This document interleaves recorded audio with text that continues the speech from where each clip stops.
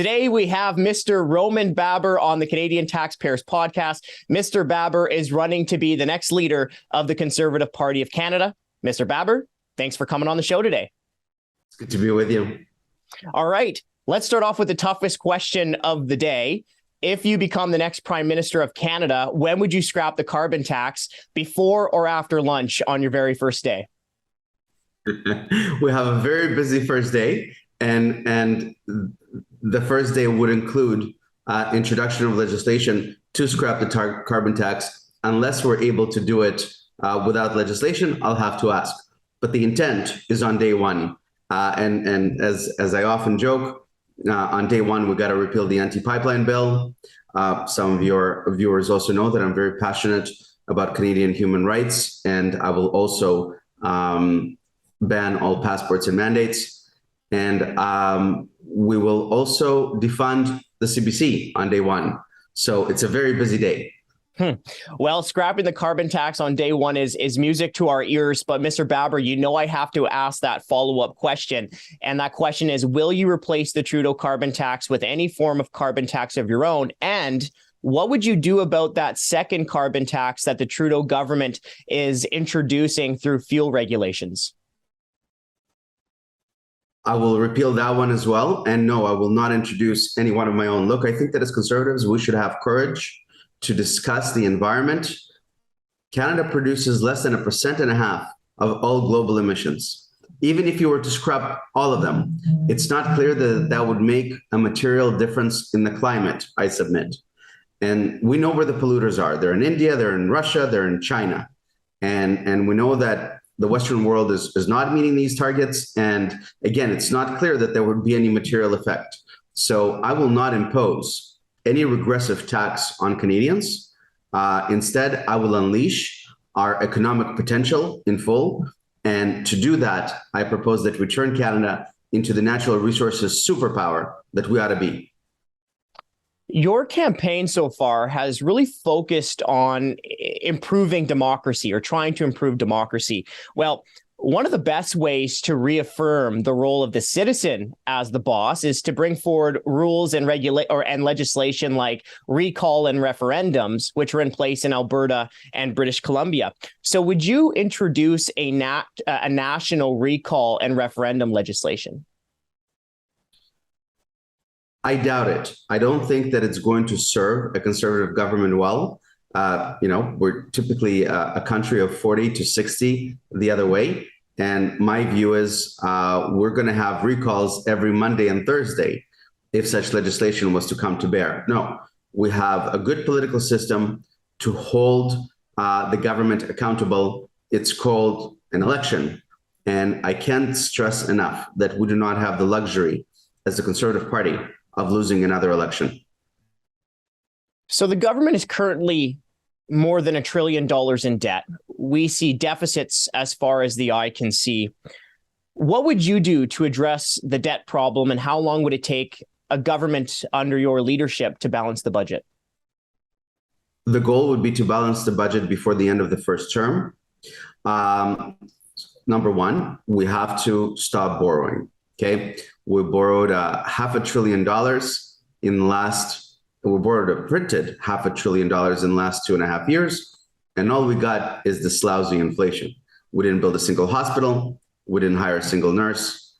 And it's very regretful that we find ourselves in a position when we effectively pay over $2 billion of interest a month. To put that in perspective, a modern day Canadian hospital costs $1 billion to build.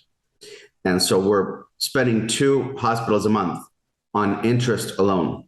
I'm going to propose a couple of things. First of all, I'm going to cap any proposed increase in spending to the target rate of inflation, which is 2%. Second, I propose that we are not just going to save or cut our way out of this fiscal mess. We have a shrinking labor force, an aging population. People are living longer. Healthcare costs are going up. We need a massive economic expansion. But I don't propose that we do that with taxation, God forbid, we need more revenue, but not through taxation, because that actually discourages revenue and taxation, but by unleashing our natural resources. And finally, look, Franco, I think that we have a lot of places to save. One for sure is the media and the media bailouts. We have astonishing waste in government. I'm very well familiar with waste at Queen's Park, for instance, which is where I'm coming from. I audited the autism program a couple of years ago. This was a program that was designated to treat children with autism, $300 million. Only $140 million was actually going to children with autism. 160 was going somewhere else. So we have a lot more value to find. I'm going to, and the media bailouts, I'm going to cut foreign aid. I'm going to find a way for us to balance the budget and fix our books, but economic expansion is the key. Let's touch in on some of the specifics just a little bit more. So I just want to clarify and just get you on the record. So would you defund the CBC and end the media bailout? Absolutely. In fact, that's also day one. Look, the media is supposed to shine a light of transparency on government, right? But how can media keep government accountable if the government signs its paycheck? It's absolutely impossible.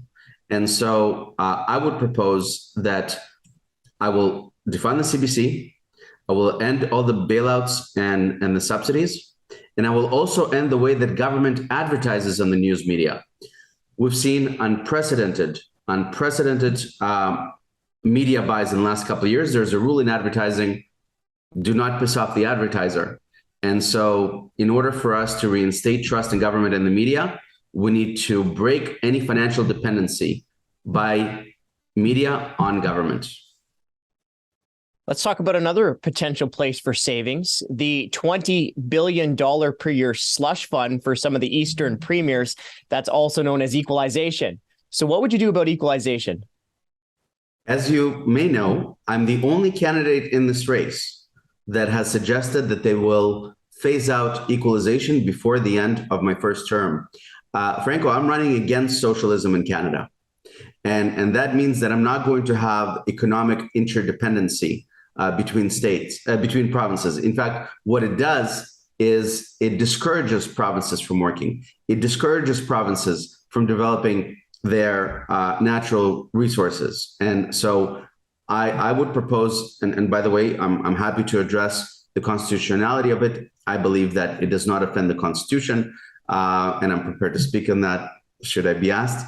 And instead, I would say, look, let's phase it out by the end of the first term. Let's work together, assuming you meet the constitutional test and you're unable to provide a comparable level of services in a comparable level of taxation. Let's work together to unleash your natural resources potential. A province like PEI, who receives equalization from a province next door, Newfoundland, right, has barely tapped into 20% of its proven natural gas reserves. We should not have one province in the Atlantic financing another province in the Atlantic. And what I'm going to do, Franco, is take all that money, because we're all paying to Equalization, and I'm going to give every taxpayer a tax cut. Last year, it would have been $21 billion. We're going to increase the personal income, the exemption amount, from 14,000 to about 20,000. That will give an extra $800 to every Canadian taxpayer per year. So there's a few more questions I want to talk about on the savings side, but you brought it up, so let's dive into it. I think taxpayers are paying too much tax. We've seen carbon taxes up, payroll taxes up, and booze taxes up during the pandemic. So where would you specifically cut taxes for Canadians? So as I said, I will give an income tax using money saved from Equalization. That's about $21 billion or $800 per taxpayer. I would cut the carbon tax. I will also have another look at the fuel tax. So carbon tax completely out. I will look to either completely eliminate or decrease the fuel tax. And look, I'll also focus on cost of living. Is something that we should be talking about as well. I think that if there's anything we learned from the Rogers outage a couple of months ago, is the terrible state of our federally regulated industries. And, we have 3 cell phone companies, 2 airlines, and 4.5 banks. I propose that we need to benefit the Canadian consumer. I'm going to reduce barriers to enter the Canadian market. I'm going to encourage competition in federally regulated industries. That's going to be good for consumers and for pricing as well. So we don't just need to focus on tax cuts, but we need to encourage competition and ways to make life more affordable. Canada currently does not have a home equity tax, but we are very concerned that the requirement to report the sale of your home with the CRA could be a big step towards a future home equity tax. So our question to you is, would you remove that reporting requirement? Yes, I do. I'm very genuinely concerned about that. I do not understand why we need to report something that's entirely exempt. I'm generally very nervous about the state of Canadian real estate. We have this perfect storm of a slowdown in the economy. We saw the economy shed 31,000 jobs last month. We see unprecedented uptick in the interest rate by the Bank of Canada, something that I think is ill-conceived. And we are seeing a lot of pressures on real estate. And I'm concerned. This is one of Canada's largest industries.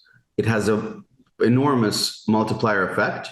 And I'm very concerned that we're talking down real estate and potentially costing many Canadians, compromising their main means of saving for retirement, which is their principal residence. And so any talk or any hint or any move in the direction of capital gains on your principal residence is something that offends me immensely, and I will repeal the requirement to report home equity. Our conversation has talked a lot about the economy so far. You said that's going to be your focus. Well, there's a few different ways to focus on growing the economy. In our views, the good way, lower taxes, lower red tape. But unfortunately, we see a lot of politicians that like to talk about corporate welfare, taking money from taxpayers and giving it to hand-picked businesses. What would you do about corporate welfare? I have no interest in corporate welfare. I'd like to encourage competition, not dependency. And I'm not going to defend antiquated institutions like Rogers or Air Canada. I think we need to go in the opposite direction. We need to reduce barriers to competition. We need to cut red tape. We need to make our country more productive. We have a real productivity issue in Canada. We're falling behind on productivity, definitely behind the United States, but generally against many OECD countries. And instead of government keeping people afloat or stimulating their creation or productivity, we need to free the market and let Canadians work. Let people work. It's the best thing we can do to help our economy, cut our expenditures and our debt burden. Would a government under you consider bringing forward legislation to restrict or outlaw corporate welfare? I would have to think about this a little further and understand what it looks like.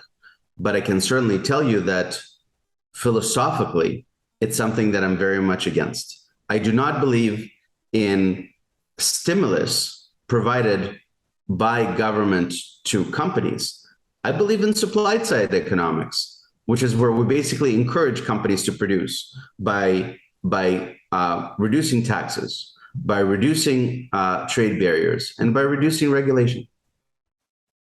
So one of the concerns that we've been hearing over the last 2 years is that there's been a tale of two pandemics, one full of private sector pain, pay cuts, job losses, businesses being shut down, and the other full of economic gain for bureaucrats and for members of parliament. More than 300,000 federal government employees received a raise during the pandemic. The feds have no records of ever cutting pay for its employees. Members of parliament took 3 pay raises during the pandemic. So our question to you is, would you rein in this ballooning bureaucracy, and would you show leadership by reversing MP pay? I have to think about the latter, because I think that we're suffering from a major deficit of capable people in politics. And I'd like to bring more competent people into elected office and to benefit the nation. So I'll do some thinking about the MP compensation package. But with respect to the ballooning bureaucracy, Look, I've always felt that it. I always felt that it was offensive to me that a person driving a Canada Post truck with packages in it receives about 95,000 a year plus pension plus benefits, whereas their counterpart at UPS or at FedEx doing the same work is getting paid 55, 60,000, and their taxes go to subsidize the person in the Canada Post truck, and they're doing the same job. And the only difference between them is luck or maybe some sort of nepotism. That offends me immensely.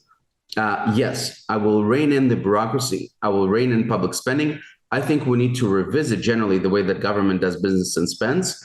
And I think we need to not be afraid of a serious conversation with the public sector unions to say, look, it used to be traditionally you go into government for security and pension, and so you take a cut on pay. But that's not the case anymore. And I'm concerned that many young people these days, you speak to any teachers, any guidance counselor, nobody really wants to work or succeed anymore. Everybody wants a cushy government job so they can work from home and have leisure time. I don't think that an economy is sustainable that way. Last question. Okay. So what is the one thing that you're most proud of from your time in the Ontario provincial legislature? And what's one thing that you want to accomplish before you step away from public life? Franco, I stood up for millions of Canadians that didn't have a voice by opposing lockdowns publicly when it was very unpopular to do so in early January 2021. And I started a conversation and encouraged other folks to push back against what I believe to be a very ill-conceived public health exercise, not just because of the economy, but primarily because of the remarkable collateral harm that it had on the health and mental health of Canadians. Canada missed about 850,000 surgeries. We had a couple million cancer screenings missed. All of that is now taking a toll on our healthcare system. And at the same time, we let go of a lot of people because they made a different medical choice, or a lot retired or left. And so now we have a healthcare crisis. I'm proud of the fact that I have been able to move our party, the Conservative Party of Canada, in the right direction on democracy, on freedom, on opposition to the COVID response. There's no question that we changed the conversation. And I'm very, very proud and thankful to my team. But I can tell you beyond that, in terms of what I'm seeking to do before I'm done with politics, is I'd like to further encourage and empower the Conservative Party to say what we believe and do what we believe is right. And that means not being afraid of tackling the cancel culture mob, especially as it pertains to the environment. I do not believe that taxing Sally $10 at the gas pump is going to have an effect on the climate. I don't think anyone believes that anymore. And we should not be afraid to say that. And we should not be afraid to push back.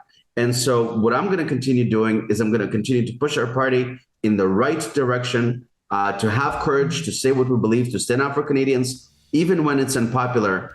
I'm very excited about the conclusion of this race and about the future of our party and hopefully our country. Mr. Baber, thanks for coming on the show today. Good to be with you, Franco. Thank you. Hi, I'm Scott Hennig, president of the Canadian Taxpayers Federation. If you've got another minute, I'd like to ask you to think about the one person you know that would really enjoy listening to this podcast. Do us a favor and do them a favor and send them a quick note to let them know about it. At the Canadian Taxpayers Federation, we believe there is power in numbers. That's why we've worked so hard to build an army of taxpayers who are ready to push back.